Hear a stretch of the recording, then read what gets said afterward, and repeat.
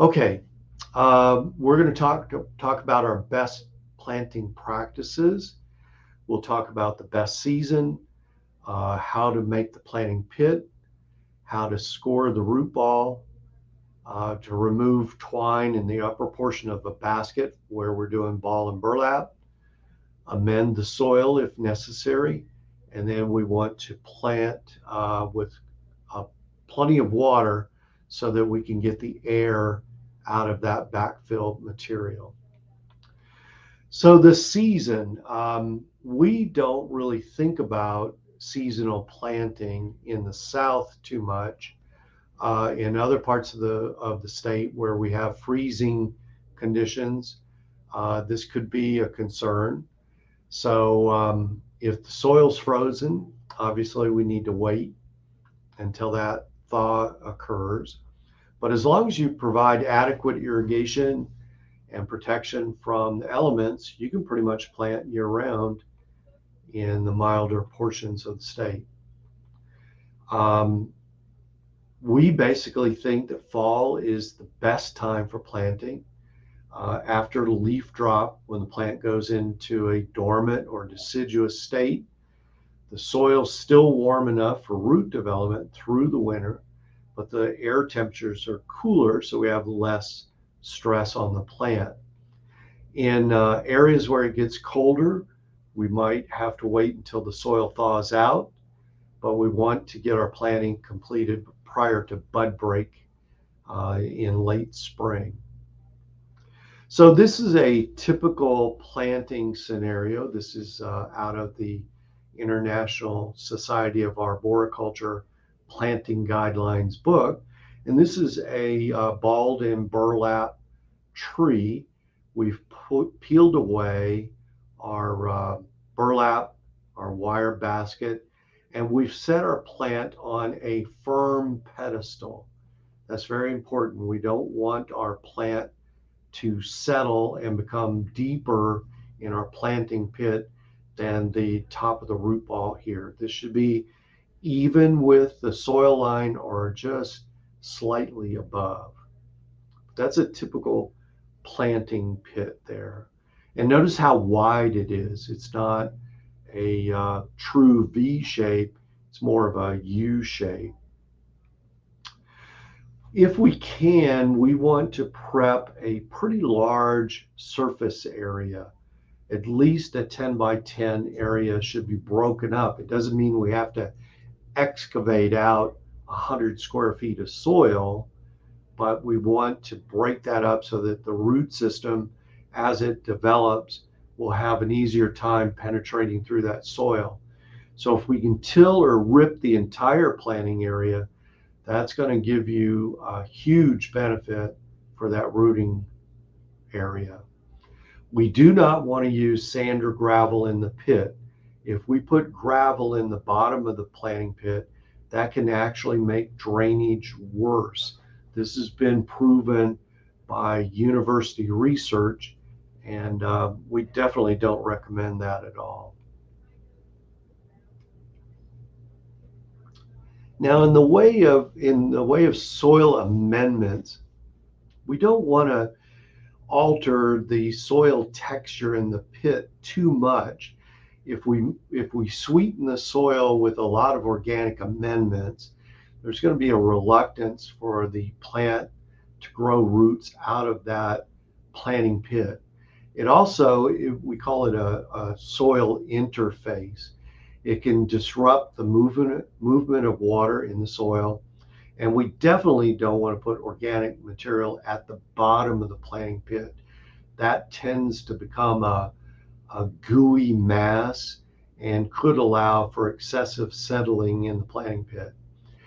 If we have extremely poor soils and we're going to introduce plants from other areas, like from the Southeast or Asia, there may be a definite requirement to add organic amendments if we have very little organic matter in our soil, which is typical. The one major consideration is that we want to thoroughly mix that soil to incorporate those organic amendments. Sulfur may be added at this time to reduce the soil pH, especially if we're using plants that are typically found in more acidic regions. If you're going to apply fertilizer, which isn't typically necessary because most nursery grown plants have fertilizer in the root ball. If you put that fertilizer down, make sure you put it on the surface of the soil after planting, as opposed to putting the fertilizer in the planting backfill, because that could burn new roots. Okay, planting pit should be wider than just the size of the root ball that the container's showing. The diameter should be 2 to 3 times the size of that root ball. It should be a U-shaped hole rather than a V-shape, but the bottom should be firmly compacted. Think of a pedestal. So here's an example of my friends at Arid Zone Trees did a planting at their nursery and had the guys go through it step by step. So here we have the planting pit. It's not really a 2 to 3 times bigger. It should be, but it's okay for a planting pit because this is really, really good soil. So here we have a number 45 container. And what they do is they cut the bottom off of the container first. They completely remove that, which destroys the container for sure. And then they use a sharp, flat spade to reduce a layer of roots off the bottom of the root ball. And you can see that just gets peeled right off. If there's any large roots that may have been at the exit hole, the drainage hole, those can get cut with a lopper. Once the bottom's prepared, then we can set the plant in the hole. Notice how they're picking it up by the container and not by the trunk of the tree. Once we get it set in the hole, we want to check it for grade and orientation. We don't want to try to rotate this after the container side is off of there. If it looks good as far as the elevation in the planting pit, then we can move forward. So what we do is we slice the side of the container, cut it right up the side, and then just peel that side wall of the bucket off of the root ball. Now, once we have it the way we want it in the planting pit, then we can use the spade to shave the side of the root ball and take a commensurate amount of soil and roots off the edge of that root ball. And this really, really helps the plant. Some people think of this as a setback, that it really harms the plant. It's actually invigorating the plant. So we do that all the way around, and the soil and the roots can just stay in the planting pit.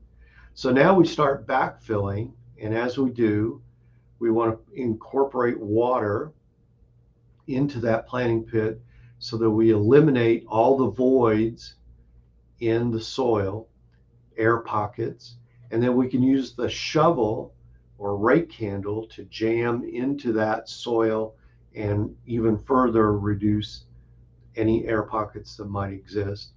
And then we set our grade, our finish grade, and we can add a moat or a well around the tree, or just mulch. If it's the finish grade, we want to go ahead and finalize the process, we can put our mulch material on the surface. So that's it.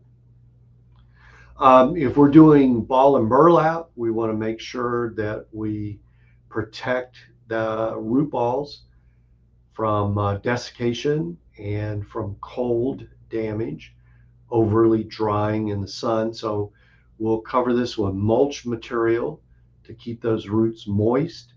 And then we want to get these all planted prior to bud break. We want to manhandle these with the root ball only and not lift by the trunk, and handle these very carefully. We can't slam them around because we'll break up that root ball and potentially could lose a lot of roots. Here we are with the root ball of a ball and burlap in the planting pit. All of the wire should be peeled away from the upper 1/3 of the ball. All the burlap, especially if it's uh, man-made burlap, not just synthetic burlap is the word. We want to cut that away and all twine from around the trunk, and then start our backfill process. If we have special circumstances where we want to plant under established trees, we want to minimize the damage to the roots for those trees. We may want to put in only small plants in very specific areas. Consider planting wide-spreading ground covers as opposed to bigger shrubs. Or we could just place mulch underneath those existing trees and not do any planting at all. That's probably the better scenario.